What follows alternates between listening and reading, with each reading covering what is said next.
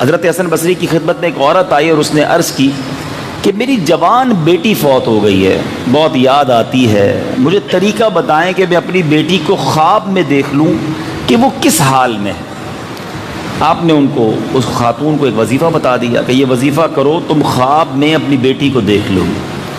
اس خاتون نے اپنی بیٹی کو دیکھا اور ایک دو دن بعد حضرت حسن بصری کی بارگاہ میں آئی اور بڑی پریشان، کہا حضور میں نے اپنی بیٹی کو دیکھا ہے کہ اس پر بڑا عذاب ہو رہا ہے، اس نے ڈامر کا لباس پہنا ہوا ہے، گردن میں زنجیریں ہیں، پاؤں میں بیڑیاں ہیں، بہت غمگین تھی۔ حضرت حسن بصری بھی غمگین ہو گئے۔ جب ماں جوان بیٹی کو ایک تو صدمہ مرنے کا اور پھر خواب میں اس کو عذاب میں دیکھے تو کتنی غمگین ماں ہوگی۔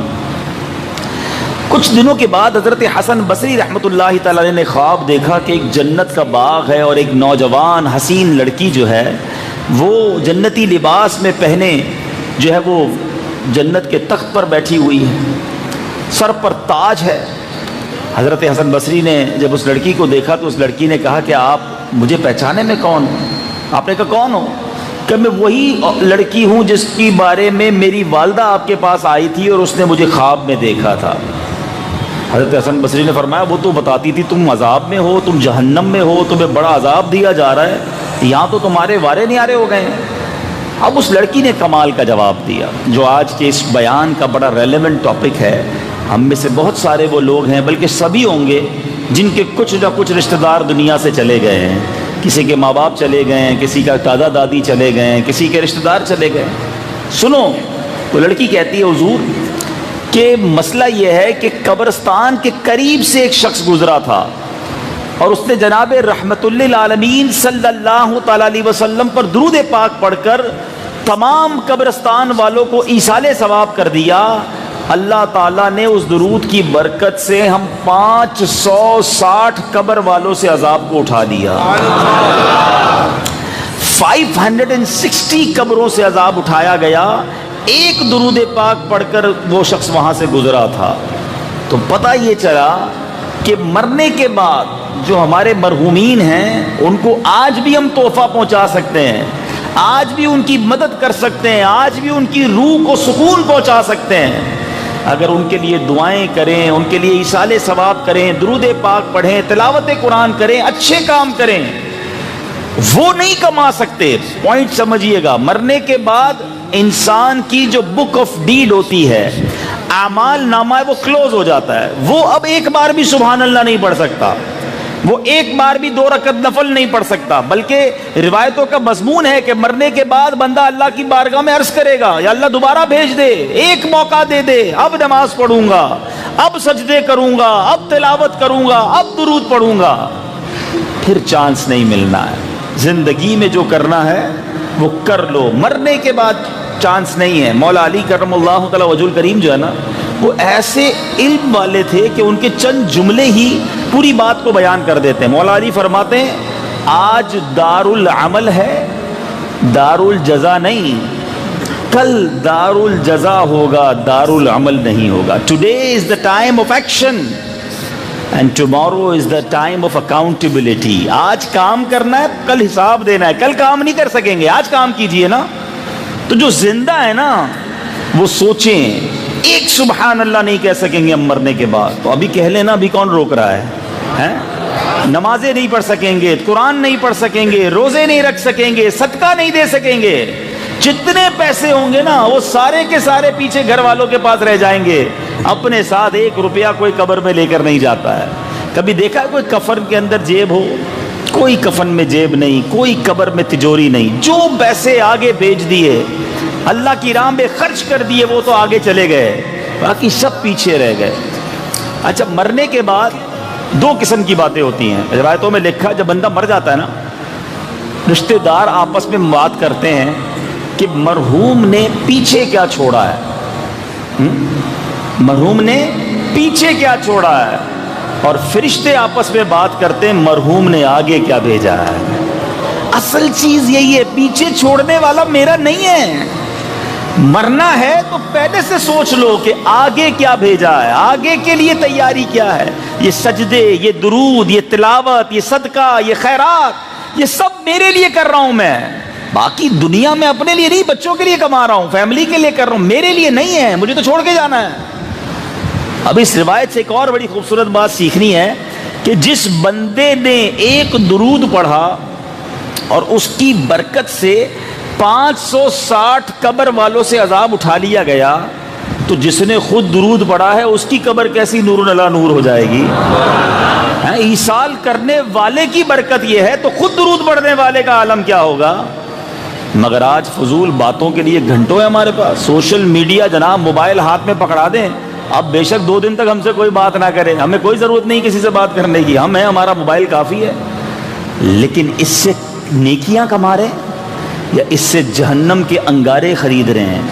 آخرت کا عذاب تو کہیں نہیں مل رہا، اپنے اپنے موبائل فون کے بارے میں غور کریں، ہر بات میں عبرت لینے کی عادت ڈالا کرو کہ یار یہ چلا گیا، اب میری باری ہے، میں نے کیا تیار کیا ہے، میں نے آگے کے لیے کیا بھیجا ہے۔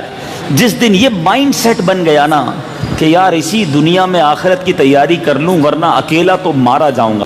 جنازہ آگے آگے کہہ رہا ہے اے جہاں والو، جنازہ آگے آگے کہہ رہا ہے اے جہاں والو، میرے پیچھے چلے آؤ تمہارا رہنما میں ہوں۔ ہمیں میسج دیتے یہ اجتماع، ورنہ شادی ولیمے اور اس طرح کی دعوتوں میں انسان غفلت کا شکار ہو جاتا ہے، اسے یاد نہیں رہتا کہ مجھے مرنا ہے، مگر یہ ایک الارم ہوتا ہے، اعلان ہوتا ہے نا کہ فلاں کا رضا الہی سے انتقال ہو گیا، تو کبھی عبرت لو کہ کبھی میرا بھی اعلان ہوگا۔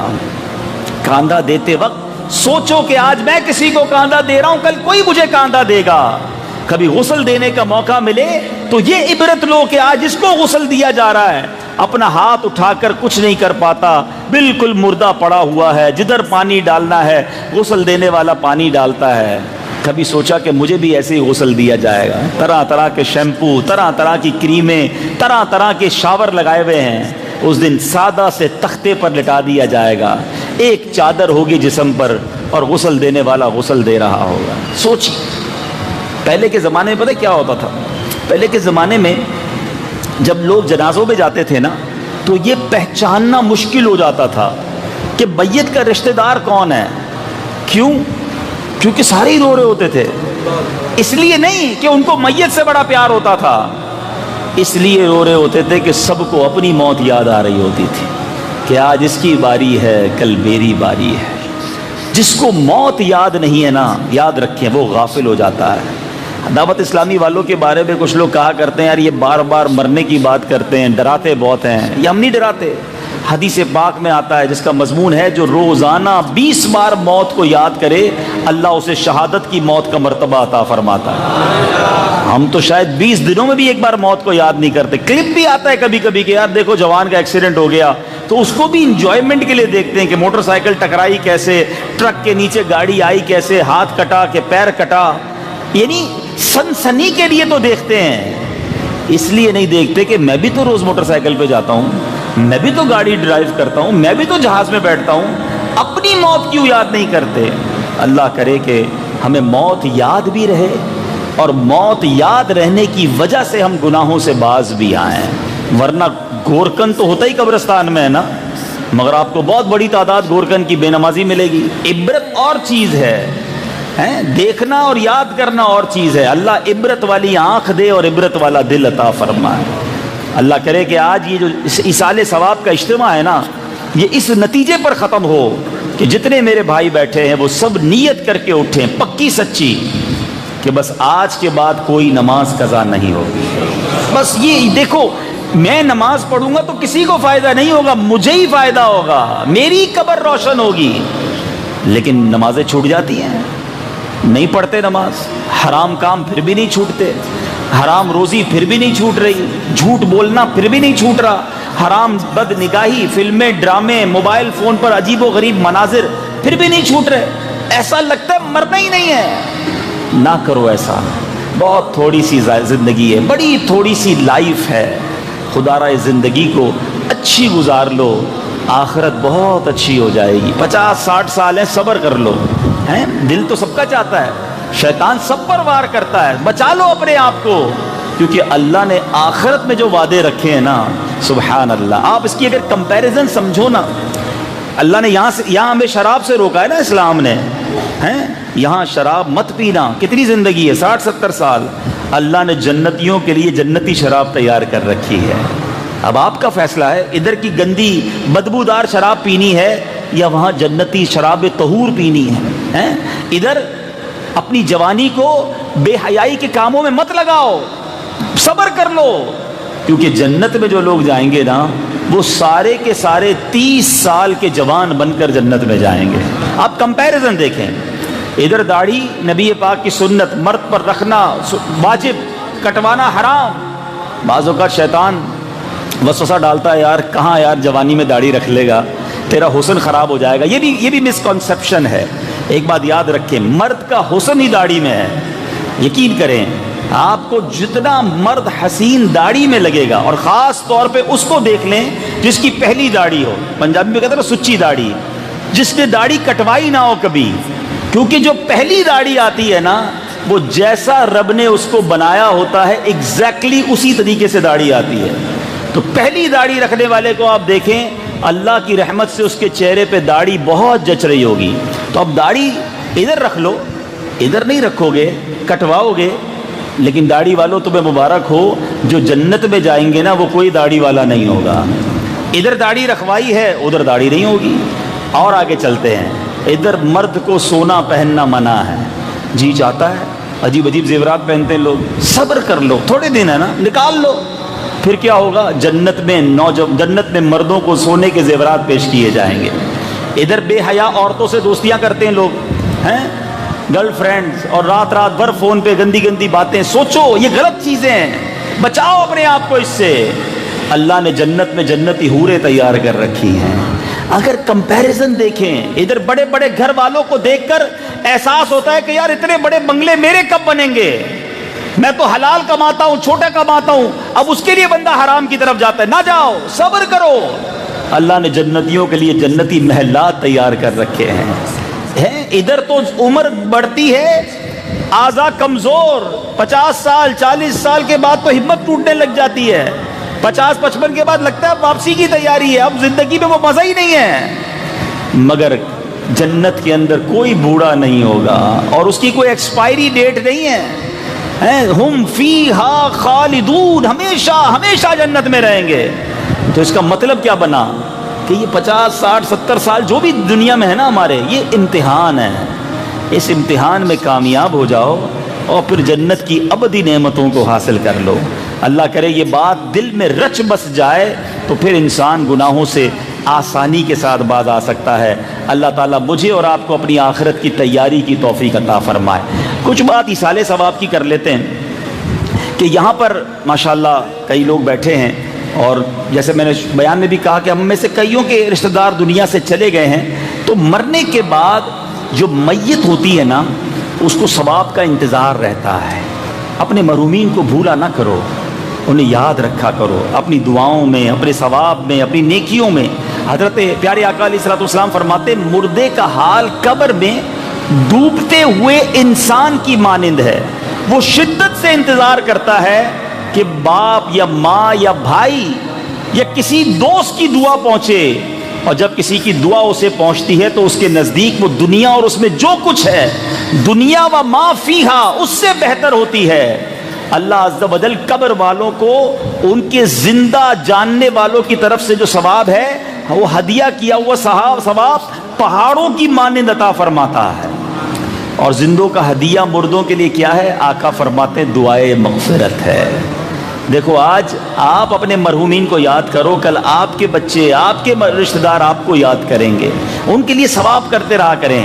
سبحان اللہ. اور ایک خوبصورت حدیث, اور انشاءاللہ یہ یاد رہ گئی تو کمال ہو جائے گا. اربوں نیکیاں کمانے کا موقع ہے.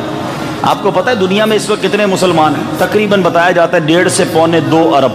اور کتنے چلے گئے دنیا سے اور کتنے آئیں گے؟ آل ٹوگیدر یہ اربوں خربوں میں تعداد بن جائے گی. اللہ کے حبیب فرماتے ہیں جو کوئی تمام مومن مردوں اور عورتوں کے لیے دعائے مغفرت کرتا ہے, اللہ عز و جل اس کے لیے ہر مومن مرد و عورت کے عوض ایک نیکی لکھ دیتا ہے. جتنے لوگ ہیں, یعنی دعا میں نے کی, ان کے لیے دعا کی, کام میرا بن گیا, اربوں نیکیاں مل گئیں. تو ہو سکے ہر نماز کے بعد دعا کریں, اے اللہ تمام مومن مردوں عورتوں کی مغفرت فرما. تو یہ سب ایک دوسرے کے لیے دعا کرتے رہیں گے تو ہمارے لیے بھی دعا ہو جائے گی، ٹھیک ہے نا؟ تو یہ دیکھیں کتنا خوبصورت سسٹم ہے اسلام کا کہ ہم ایصال ثواب کرتے رہا کریں۔ ایک اور خوبصورت کام کیا کریں، قبرستان جا کر بھی فضول باتیں لوگ کر رہے ہوتے ہیں۔ حدیث پاک میں آتا ہے جو قبرستان میں گیا 11 بار سورہ اخلاص پڑھ کر مردوں کو اس کا ایصال ثواب کرے تو مردوں کی تعداد کے برابر ایصال ثواب کرنے والے کو اجر ملے گا، جتنے لوگ دنیا سے چلے گئے ہیں۔ تو چلیں کتنی اچھی بات ہے، تو ہمارا بھی کام ہو جاتا ہے۔ اسی طرح ماشاءاللہ حج کے دن آ رہے ہیں، آپ میں سے جو حج پر جا رہے ہیں یا آئندہ کبھی جائیں، اگر اپنا فرض حج ادا کر لیا ہے تو پھر کوشش کیا کریں کہ اب جو حج کیا کریں ایک نبی پاک کے لیے بھی کریں، نبی پاک کے نام کا کریں، پھر اپنے مرحوم والدین کے نام پر حج اور عمرے کیا کرو۔ حدیث پاک میں آتا ہے جو بنیت ثواب، حدیث پاک ہے جو اپنی ماں یا باپ کی طرف سے حج کرے ان کے یعنی ماں باپ کی طرف سے حج ادا ہو جائے گا اور حج کرنے والے کو مزید 10 حج کا ثواب ملے گا۔ ماں باپ کو تو ثواب مل ہی جائے گا، اپنا کام ڈبل 10 ٹائمز ملٹیپلائی ہو گیا۔ آقا فرماتے ہیں جو بنیت ثواب، خوش نصیب ہے جو بچے اپنے والدین کی قبر پر جاتے ہیں، ورنہ آج کل قبر پر بھی جانے کے لیے کوئی تیار نہیں ہوتا۔ فرمایا جو بنیت ثواب اپنے والدین دونوں یا ایک کی قبر کی زیارت کرے، قبر کی زیارت کرے، سنو حدیث، حج مقبول کا ثواب پائے، اور جو بکثرت قبر ان کی قبر کی زیارت کرتا ہو فرشتے اس کی قبر کی زیارت کو آئیں گے جب اس کا انتقال ہو جائے گا۔ تو ماں باپ کمال کی نعمت ہیں، زندہ ہیں، محبت سے دیکھو تو حج کا ثواب، دنیا سے چلے گئے تو قبر پر جاؤ تو حج کا ثواب۔ تو ہمیں اے میرے بیچے اسلامی بھائیوں یہ سوچنا ہے، اپنے مرحومین کی فکر کرنی ہے، ایسی اولاد چھوڑ کر جاؤ، ایسے دوست چھوڑ کر جاؤ جو مرنے کے بعد ہمارے لیے ایصال ثواب کریں، اور جو ہمارے مرحومین چلے گئے ہیں ہم ان کے ایصال ثواب کا کچھ انتظام کریں۔ آخر میں ایک مشورہ دینا چاہوں گا طارق بھائی کے خاندان والوں کو بھی اور باقی لوگوں کو بھی جن کے بھی رشتہ دار چلے گئے ہیں۔ دیکھیں ہمارے ماں باپ کے ہم پر بہت احسان ہے، خاص طور پہ جن کے ماں باپ چلے گئے ہیں، ماں باپ کی وجہ سے ہی تو ہم دنیا میں ہیں، انہوں نے ہمیں پالا پوسا بڑا کیا۔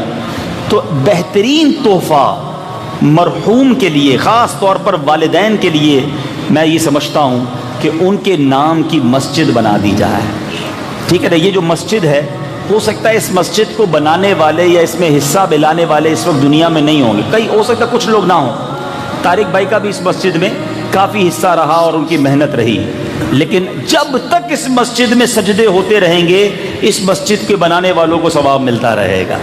تو زندگی میں کوئی ایسا کام کر جائیں کہ میں رہوں نہ رہوں سجدے ہوتے رہیں مجھے ثواب ملتا رہے۔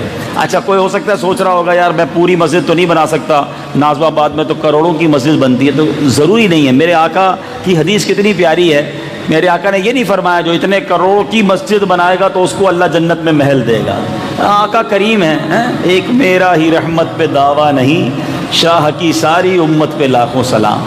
آقا کی ایک حدیث ہے جس کا مضمون ہے جو کبوتر کے گھونسلے جتنی بھی مسجد بنائے اللہ اسے بھی جنت میں محل عطا فرمائے۔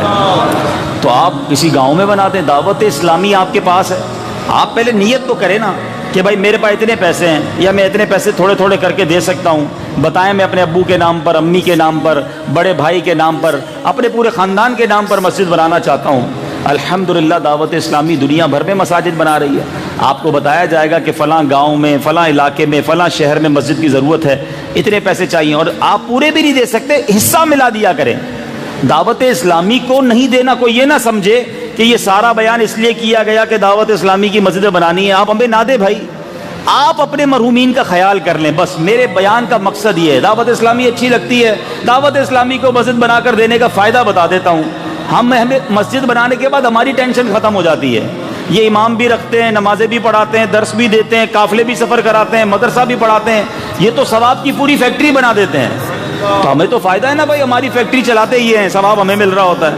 تو بہرحال مقصود آج میرے بیان کا دو ہی ہیں، اپنی موت کی تیاری، اپنی آخرت کے لیے سامان اکٹھا کرو، اور جو چلے گئے انہیں مت بھولو، انہوں نے ہمارے لیے بہت کچھ کیا ہے، اب میری باری ہے کہ میں ان کے لیے کیا کر رہا ہوں۔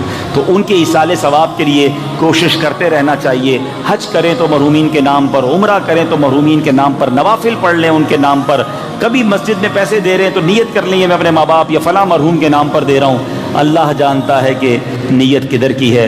اللہ تعالیٰ ہمارے تمام مرحومین کی مغفرت فرمائے، درجات بلند فرمائے۔ چلے ماشاءاللہ جنت میں گھر بنانے کا موقع مل گیا ہے، اور وہ یہ ہے کہ یہاں فیضان معاویہ مسجد بنا رہے ہیں، شاید اسی علاقے میں قریب ہے۔ لے چکے ہیں۔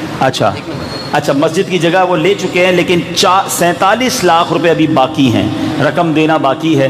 تو یہ سب اگر تھوڑے تھوڑے ملا لیں تو میرا خیال ہے کہ پیسے تو ہو سکتے ہیں، تو جنت میں گھر بن جائے گا ہمارا بھی انشاءاللہ۔ ہم رہیں نہ رہیں سجدے ہوتے رہیں گے۔ اور بتا رہے ہیں کہ ماشاءاللہ طارق باری بھائی نے ناظم آباد نمبر 4 میں ایک مسجد خریدی ہے، جس کی انہوں نے خریدی ہے طارق ناظم آباد نمبر 4 میں، جس کی ماشاءاللہ رقم وغیرہ کے حوالے سے طارق بھائی نے تعاون فرمایا تھا۔ اللہ پاک وہ مسجد بھی ان کے لیے جنت میں اعلیٰ محل بنا دے اور ان کو اس کے بدلے خوب برکتیں نصیب ہو جائیں۔ تو بہرحال میں گزارش کروں گا کہ سبھی اسلامی بھائی یہ فیضان معاویہ مسجد کے لیے بھی تعاون کریں اور کوشش کرتے رہا کریں، اپنے مرحومین کو یاد رکھیں اور ان کو ایصال ثواب کرتے رہیں۔ اللہ پاک ہم سب کا جمع ہونا اپنی بارگاہ میں قبول فرمائے۔ آخر میں گزارش کروں گا کہ تمام اسلامی بھائی اول آخر 3 بار درود پاک، 1 بار سورہ فاتحہ، 3 بار سورہ اخلاص پڑھ کے میری ملک کر دیں، ہم انشاءاللہ مرحوم کے ایصال ثواب کی دعا کریں گے۔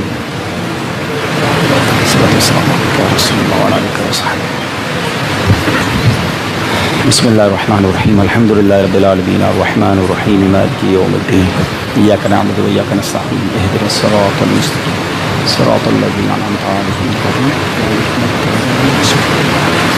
قل هو اللہ احد اللہ الصمد لم یلد ولم یولد ولم یکن له کفوا احد۔ قل هو اللہ احد اللہ الصمد لم یلد ولم یولد ولم یکن له۔ بسم اللہ الرحمن الرحیم، قل هو اللہ احد اللہ الصمد لم یلد ولم یولد ولم یکن له کفوا احد۔ الحمد للہ رب العالمین والصلاة والسلام علی سید الانبیاء والمرسلین، یا ارحم الراحمین یا ارحم الراحمین یا ارحم الراحمین، یا ربنا یا ربنا یا ربنا یا ربنا یا ربنا یا اللہ یا رحمان یا رحیم۔ اللہم ربنا آتنا فی الدنیا حسنة وفی الآخرة حسنة وقنا عذاب النار وقنا عذاب القبر وقنا عذاب الحشر وقنا حساب المیزان۔ اللہم اجرنا من النار اللہم اجرنا من الشیطان۔ رب کریم ہم سب کا جمع ہونا اپنی بارگاہ میں قبول فرما، ہم سب کے تمام صغیرہ کبیرہ گناہوں کو معاف فرما۔ اے رب کریم ہمارے ماں باپ کی، نبی پاک علیہ الصلوۃ والسلام کی ساری امت کی بخشش فرما۔ ہم نے جو قرآن پاک پڑھا اور ہماری زندگی میں جو ٹوٹے پھوٹے نیک اعمال ہیں، ہم ان تمام نیک اعمال کا ثواب نبی پاک صلی اللہ تعالیٰ علیہ وسلم کی بارگاہ میں ہدیتاً تحفتاً عقیدتاً پیش کرتے ہیں، قبول فرما۔ پیارے آقا کے وسیلہ جلیلہ سے تمام انبیاء کرام، تمام صحابہ کرام، تمام تابعین، تبع تابعین، خصوصاً شہدائے کربلا، شہدائے بدر، شہدائے احد کی بارگاہ میں پیش کرتے ہیں، قبول فرما۔ تمام ازواج مطہرات کی بارگاہ میں اور بالخصوص ہمارے پیارے آقا علیہ الصلوۃ والسلام کے والدین کریمین کی ارواح کو پیش کرتے ہیں، قبول فرما۔ اے رب کریم تمام اولیاء کاملین خصوصاً بالخصوص سیدی غوث اعظم رضی اللہ تعالیٰ عنہ کی روح مبارکہ کو پیش کرتے ہیں، قبول فرما۔ تمام مسلمین، تمام مسلمات، ہم سب کے جو رشتہ دار اس دنیا سے چلے گئے مولا، جن کا کوئی ایصال ثواب کرنے والا نہیں، ان کی روحوں کو بھی پیش کرتے ہیں، قبول فرما۔ اور خصوصاً بالخصوص ہمارے مرحوم طارق باری بھائی کی روح کو پیش کرتے ہیں، قبول فرما۔ اے اللہ طارق بھائی کے گناہوں کو معاف فرما۔ اے اللہ ان کو جنت الفردوس میں اعلیٰ مقام عطا فرما، ان کی قبر کو جنت کے باغوں میں سے باغ بنا دے، کروٹ کروٹ انہیں جنت کی نعمتیں عطا فرما۔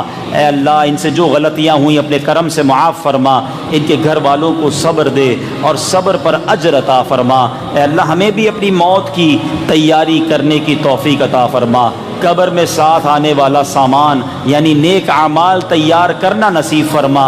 اے کریم ایسی زندگی عطا فرما کہ مرنے کے بعد قبر میں چین و سکون نصیب ہو جائے، جنت کی نعمتیں حاصل ہو جائیں، عذاب لینے والی آخرت میں اے اللہ مشکل میں گرفتار کرنے والی زندگی سے ہم سب کو محفوظ فرما، گناہوں بری زندگی سے ہماری جان چھڑا دے، ہمیں نیکیوں والی سنتوں والی زندگی نصیب فرما۔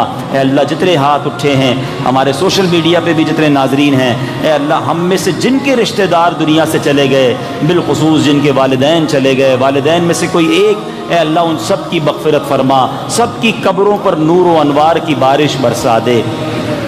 اے اللہ اس مسجد کو شاد و آباد فرما، اسے آباد کرنے والوں کے گھروں کو آباد فرما، ہم میں جو بیمار ہیں اے اللہ شفا عطا فرما، اے اللہ بے روزگاروں کو رزق حلال دے دے، قرض داروں کے قرضے اتر جائیں، بے اولادوں کو نیک اور صالح اولاد عطا کر دے، اے کریم روٹھوں کو منا دے، بچھڑوں کو ملا دے، اے رب کریم ہمیں جب تک زندہ رکھیو ایمان والی، صحت والی، عافیت والی زندگی عطا فرما، زندگی کی آخری نماز بھی کھڑے ہو کر ہم مسجد میں ادا کریں، اپنے در کے سوا کسی کا محتاج نہ کیجیو، ساری زندگی جیلوں، عدالتوں، ہاسپٹل کے چکروں سے محفوظ فرما، چین، سکون، عافیت ہمارا مقدر فرما، اے اللہ ہماری جان، مال، عزت، آبرو، آل اور اولاد، دین اور ایمان کی حفاظت فرما۔ اللہم رب یسر ولا تعسر وتمم لنا بالخیر یا فتاح وبک نستعین، دنیا میں ہر آفت سے بچانا مولا، عقبا میں نہ کچھ رنج دکھانا مولا، بیٹھوں جو درے پاکے پیمبر کے حضور، ایمان پہ اس وقت اٹھانا مولا، ببرکت ان اللہ وملائکتہ یصلون علی النبی یا ایہا الذین آمنوا صلوا علیہ وسلموا تسلیما، صلی اللہ علی النبی الامی وآلہ صلی اللہ علیہ وسلم، صلاۃ و سلاما علیک یا سیدی یا رسول اللہ۔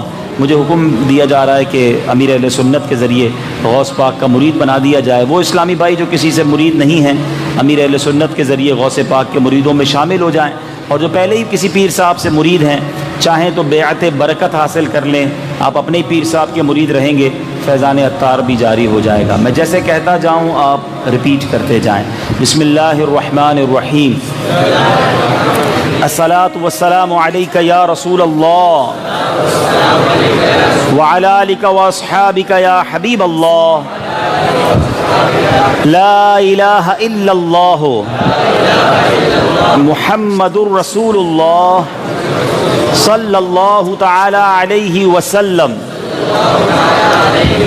توبہ کرتا ہوں میں اپنے تمام پچھلے گناہوں سے، اور وعدہ کرتا ہوں میں کہ آئندہ شریعت پر چلوں گا، بد مذہبوں اور برے لوگوں کی صحبت سے بچتا رہوں گا، نماز روزے کی پابندی کرتا رہوں گا، والدین کی نافرمانی، جھوٹ، غیبت، چغلی، وعدہ خلافی، گالی گلوچ، فلمیں، ڈرامے، گانے باجے، بے پردگی وغیرہ وغیرہ گناہوں سے بچتا رہوں گا۔ اے اللہ میری اس توبہ کو قبول فرما اور مجھے میرے وعدے پر ثابت قدم رکھ۔